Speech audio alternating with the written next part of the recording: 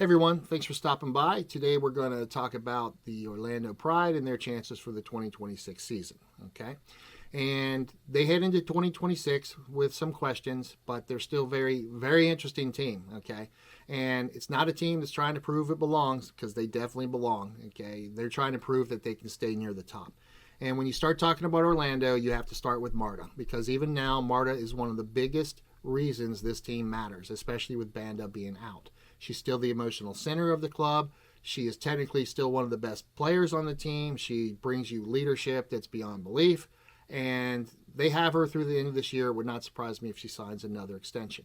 Okay. Marta is one of those players that gives that team belief in those big moments. Okay. There's no quit in that woman at all. She is a fantastic player.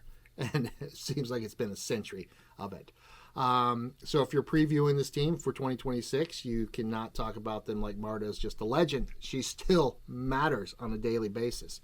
She's part of the present. She's part of the identity of this team, and I hope she plays another 5 years. And that's a big reason why this team is always dangerous with her on the field. So now the good news for Orlando is there's stability on the sideline. Seb Hines is still there. No coaching change, which is a big deal in this freaking league because continuity matters. He signed an extension through 2027, maybe 2028, because I heard another rumor that there's an underlying option for that, okay? And they keep that continuity while so many other people are making changes again, okay? And that matters because continuity is still a weapon in this league. It's a big deal. Especially for teams like Orlando trying to stay near the top. You don't need to change all the time. So off the field in the front office, Haley Carter did move on, and Caitlin Carducci came in as VP of Operations. And I think that does matter in ways that people weren't really thinking about. But I'm really here to talk about the play and the coaches, and we'll see what happens with operations. So let's talk roster movement, though, because Orlando had a lot of turnover back and forth. They brought in players, and they sent out players. I think one of the biggest things that's players contracted through 2028 now is Haley Mace. Okay, she is experienced, she's versatile, she's physical, and she's exactly the kind of player that you need when you're trying to stay on the top instead of just climb there. And they also added Hannah Anderson from Chicago. Back in January or December, she signed for a couple years. It's an important defensive move because they needed to address some backline issues after losing a major defender, which I'll get to in a second. They also signed Castaigne, Martin, Payne, Washington, and I'm forgetting one other player. I think Reagan Rabi, probably butchering that last name, which I always do. I'm very sorry for that.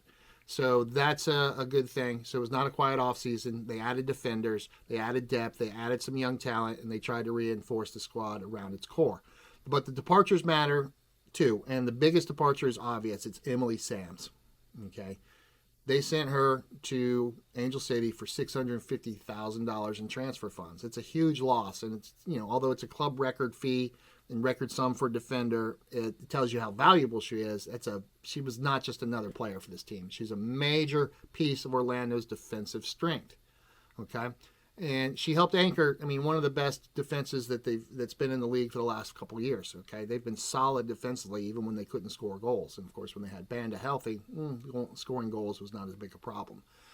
They also mutually parted ways with Grace Chanda back in January as well. So at the end of the season, they released or let drop several players like Alan Bennett, Simone Charlie moved on, Carson Pickett moved on, and let's see, I think that's it. There might be a few more, but anyway. So Orlando kept a lot of its core, but there was definitely some turnover, as I said, and it was important turnover. Okay, so but let's get to the biggest player that's not here right now, and that's Barbara Banda. Her injury happened in August or the beginning of September.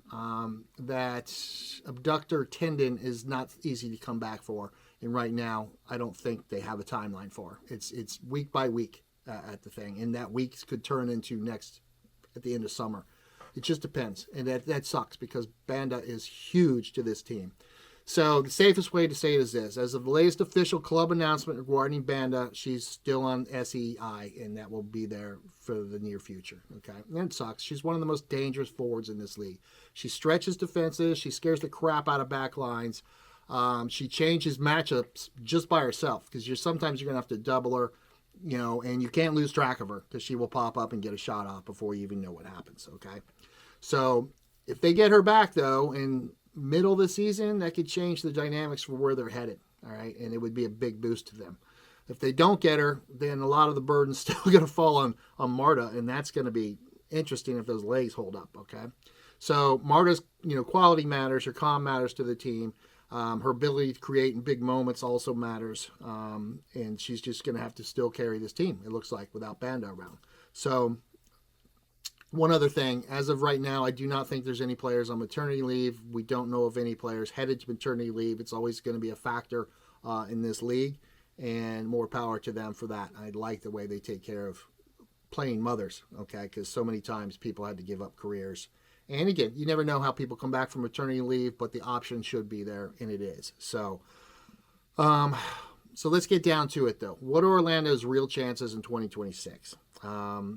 Well, for me, they're still absolutely a contender because the flash isn't always there without Banda, or if Marta's not as, you know, flashy as she once was, but the consistency is there, and they're going to be a factor even if they have some bad runs, okay?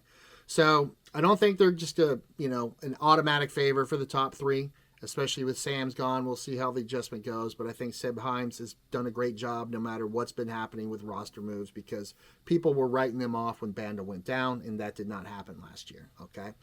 So if they add maybe one more defensive piece and settle quickly, they'll start stronger than I think. But right now, I think they'll struggle in the beginning until a couple things get settled with some integration of the new players and missing some of those, okay? But if Banda comes back strong in the middle of the season, and Mason, Marta Anderson help the defense.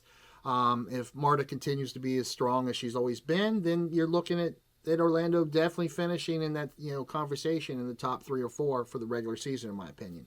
I think they're one of the better coach teams in the league. I think Sainz is a man who understands his own tactics and makes adjustments based on to win a game instead of being stubborn and saying we're just going to play our game. Because your game, once more, is to win games when you're a professional, no matter how you do it. That if it has to change every single week, you change it. But I thought he did a great job adjusting the system to fit the players he had last year when Banda went down, because that changed the dynamic. So, again, my answer is still wishy-washy.